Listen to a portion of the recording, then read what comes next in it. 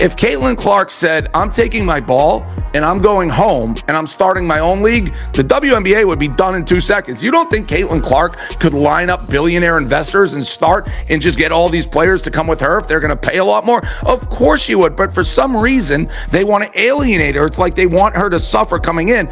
You just never seen anything like it where the commissioner doesn't seem to value the stars or the golden goose. If she truly was like, I'm out of here, I'm starting my own league, she'd have people lining up, including myself, and she would put the WNBA out of business. I really do believe that.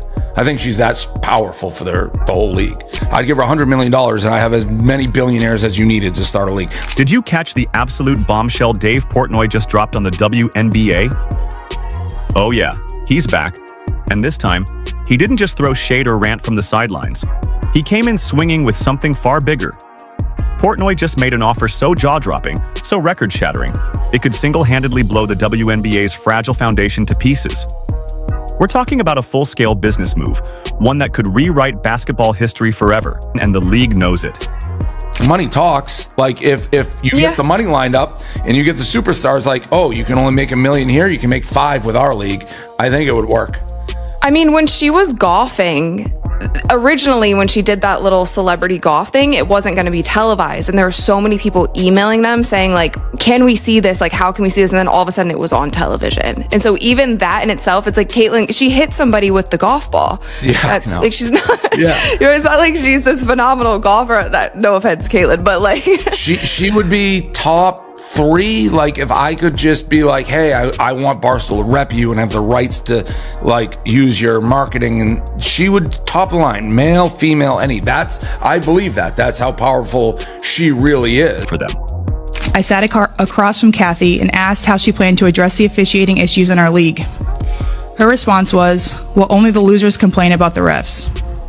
I also asked how she planned to fix the fact that players like Caitlin, Angel, and Paige, who are clearly driving massive revenue for the league, are making so little for their first 4 years. Her response was, Caitlin should be grateful she makes $16 million off the court, because without the platform that the WNBA gives her, she wouldn't make anything. And in that same conversation, she told me, players should be on their knees thanking their lucky stars for the media rights deal that I got them. That's a mentality driving our league from the top. We go to battle every day to protect a shield that doesn't value us. The league believes it succeeds despite its players, not because of them. We have the best players in the world. We have the best fans in the world. But right now, we have the worst leadership in the world. Do you give Kathy Engelbert credit for the TV deals that she has struck, or does all this kind of lead to her demise? No, I give her no credit for anything she struck, because as far as I know, it was a struggling league until this new class of rookies came out. And I mean, listen, this may say a lot about my WNBA knowledge. If you threw Asia Wilson's name at me like 2 years ago, I'm not sure I really would have known who that is. I certainly would have known who Nafisa Collier is. Like, yes, I knew the bigger stars, and those are as big, but like I'm talking to Diana Taurasi, but I wasn't locked in on this league. Everything has changed. And that's when Dave Portnoy stepped in with the knockout punch. His response wasn't just a rant. It was a surgical demolition of everything Engelbert tried to claim. Show it. The interest shows it. We're talking about it. You turn on Fox Sports, you talk, or ESPN, they talk about the WNBA a lot. That was never the case like 3-4 years ago. I mean, last season was insane, and you can look at the ratings too. And I think there was like the Fever numbers actually were better than some NBA teams' numbers when it came to viewership last season.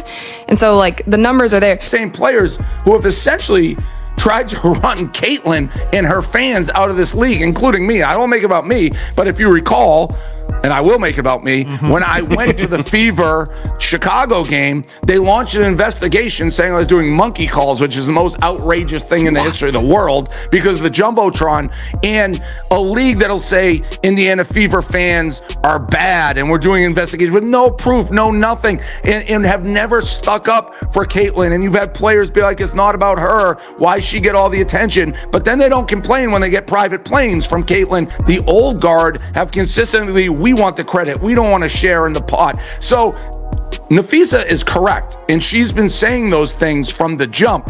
But I find it curious, a lot of the players who don't seemingly equate embracing all these new fans with bigger contract deals, bigger money, are now agreeing with her. It's both. The referees stink. Everything about the league, the way they run it and market it, stink. The way they treat their fans, stink. So all of this is true. But let's be clear.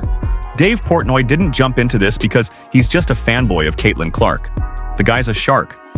In his interview, he broke it down with cold precision. Women's basketball is exploding. The growth, the attention, the numbers, everything is trending straight up. And in Portnoy's world, that means one thing: opportunity.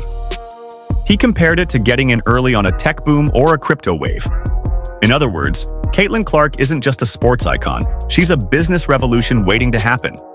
Right now, amongst the billionaire class, sports seem to be like the next big investment wave, right? Especially with all other entertainment kind of going AI. Like, this is going to be where human beings are still telling stories on the field, on the court, where everybody wants to put in their money. And on things for sure. The power's no longer in the commissioner's hands. It's in Caitlin Clark's. If you think Clark should take the deal and leave the WNBA in the dust,